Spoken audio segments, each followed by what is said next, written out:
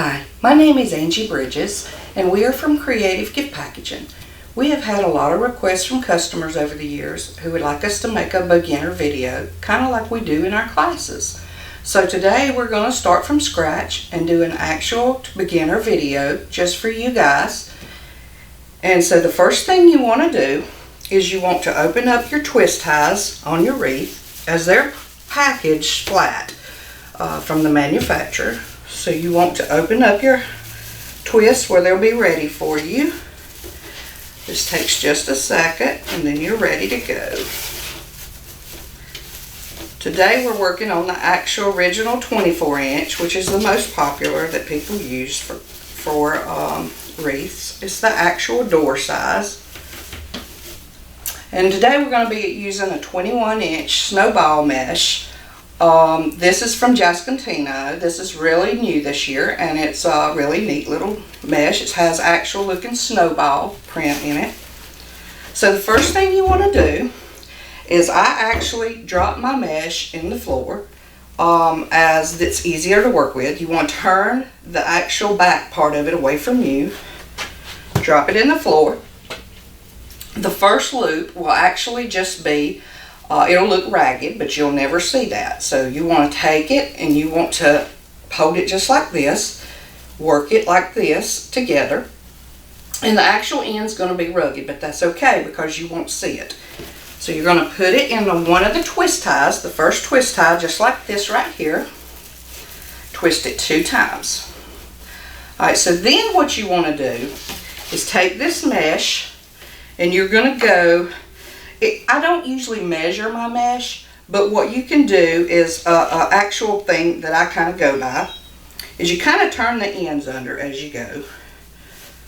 But I usually go by kind of bringing it to the second twist. I skip a twist, bring it to the second one as a measurement, but then you want to push it back into the first one. So you measure it and then push it back, and then you twist 2 times. And you're going to do the same thing. Your mesh wants to kind of turn this way, so you want to kind of keep it turning under as you go. So you measure it loosely, now not tight. Don't do it real tight. Just hold it kind of loose and then push it back.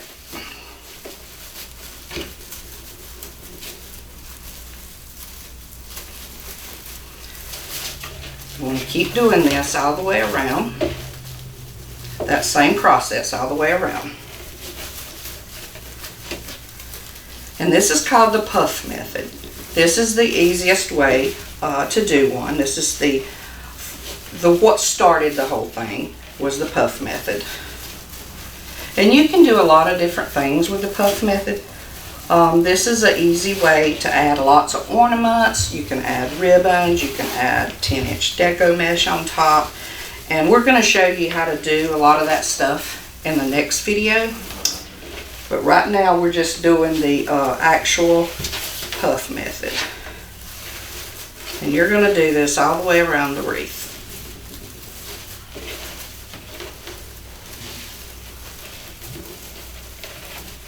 And again, make sure you go to the second one, then push back to the first. Now if you want your loops just a little smaller, you may want to, maybe not have as much leeway in these, as much play in it when you go to the second one. You might want to pull it a little tighter. But if you pull it very tight, it's going to be too small and it's not going to puff enough. And I usually wait till I get done with my wreath before I go back and pull out the puffs. Alright, so here when you get to the end, you're going to go back into the one that you started in to begin with. You're going to go right back into that one and twist it. Okay, so when you've got that done, then you want to take this and pull it very, very tight and go straight into the second twist.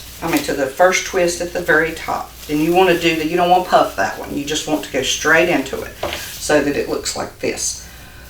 So then, when you're there, you want to start around again and continue this process all the way around the wreath form. until you get to the very end.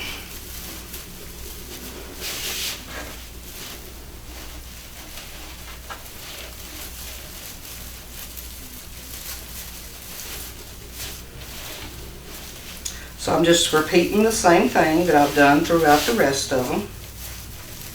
Nothing different. I'm just going around the inside ring now.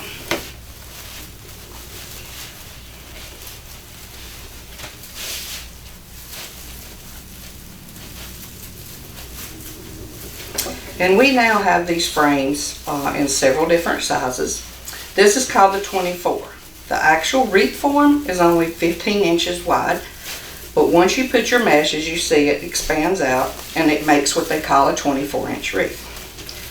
We have what they call a 30-inch, and when we say what size they are, that means how big of a wreath they make. We have a 30-inch, a 36-inch, and then they come out last year with the new 10-inch frames, which are a great size for windows, to use centerpieces to put lanterns in the middle of.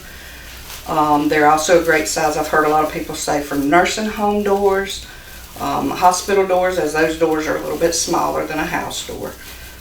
So they're really good for that. This year they also come out with Christmas tree frames that are a great size for a door. And those are really neat. Now this, when you get down to the last one, you're going to do the exact same thing you did on the bottom one. You're going to put it right back into this top layer and twist 2 times. The same one you started in on the second line. So then when you get done, you're going to come out about this much and you're going to cut your mesh. This is the first time you will ever cut your mesh.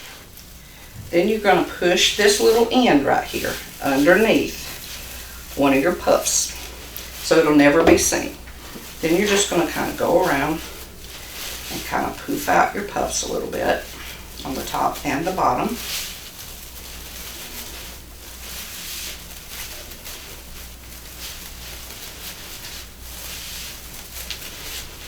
Now sometimes the poof method does not look quite as full as like a curly Q method, as we'll go over in a different video. But this is how you can add different things, and I'm going to show you how to make it real good and full here in just a minute if you want to. After I get all my poofs out, go all the way around the top and all the way around the bottom.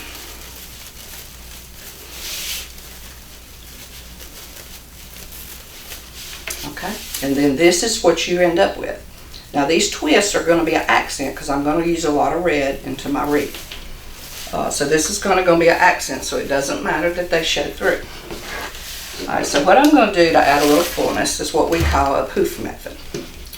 And you're going to roll it out, and they're approximately about 14 inches is what you're going to roll out.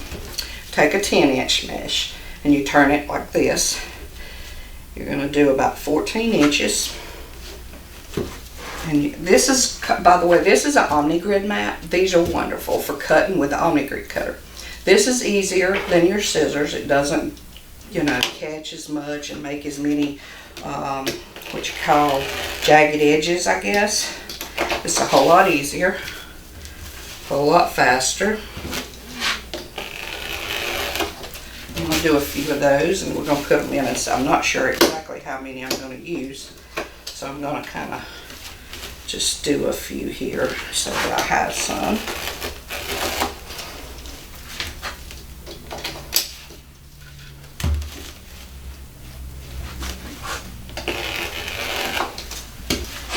I'm going to do 5 or 6, and then if I need more, we'll get more.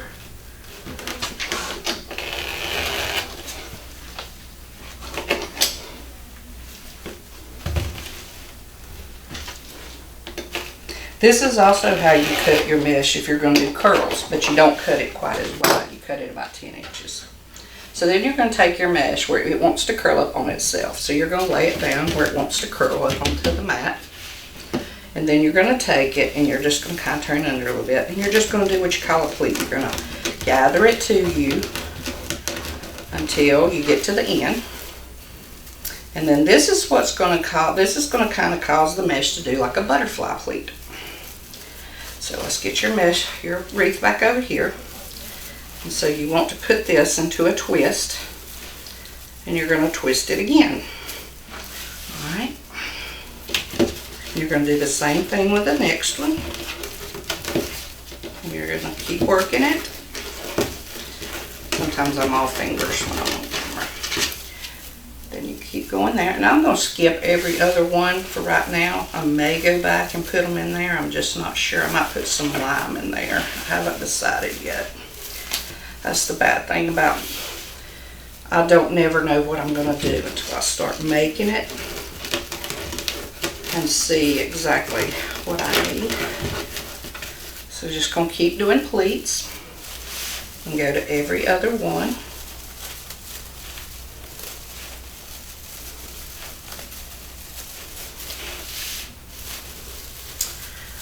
One more on top. I'll have them every other one on top.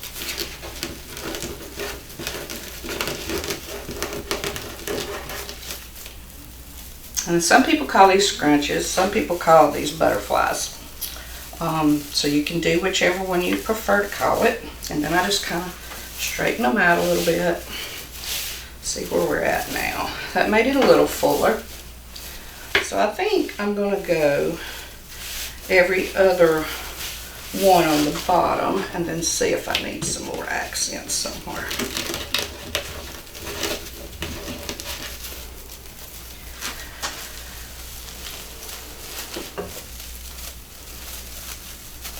Let's see where we're at when we get to that point. Now you can use any 10-inch mesh to do this. I'm thinking I might just do every other one because I'm going to do some ribbons in this as well. And so I need to leave a little bit of room maybe for the ribbons, unless I put it on top of the mesh. You can do either one. You can put it either way. I'll have to cut me a little bit more here.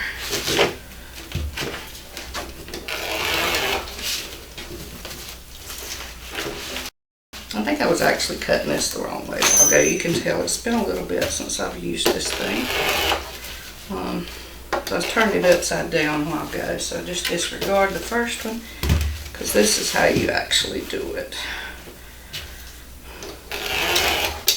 And that's easier to do. Okay. Now you can do this with any color, any design, anything that you kind of accents your actual wreath that you are doing.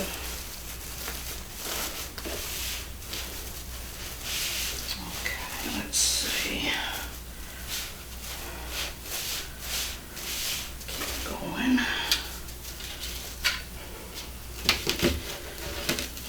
Deco Mesh is actual weatherproof.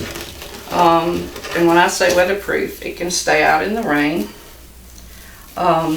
It can be out in sunlight too. However, if it's in direct sunlight, you may want to put some UV coating or something on it.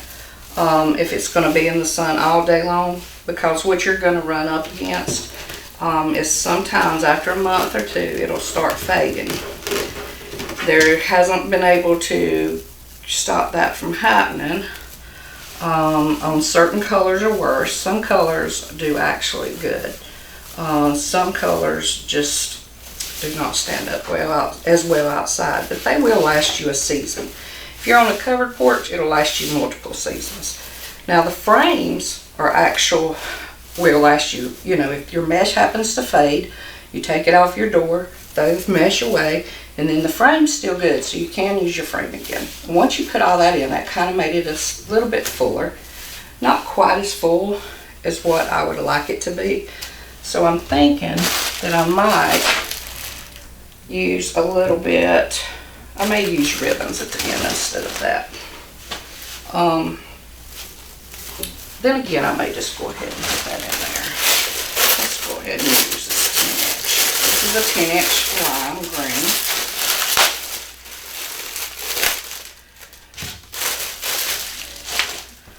I think I'm going to do the same thing with this, as I'm going to take a few do a few scrunches in it with this. Maybe where I don't have the red.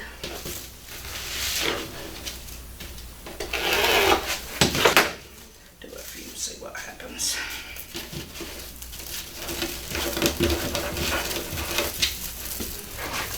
I think I'm going to put these in the twist that I don't have anything in already.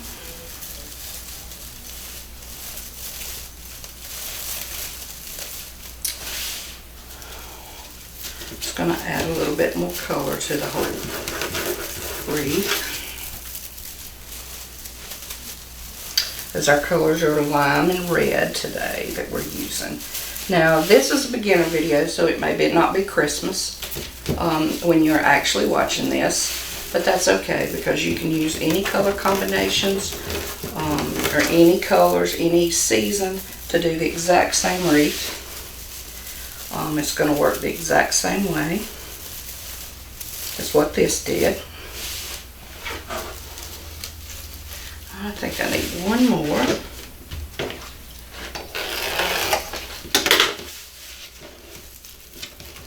And again, I'm doing the puff method the same way as what I did the other ones. Stick them in the middle. Let's puff this stuff out a little bit. Let's see what we have now. How full our wreath looks now.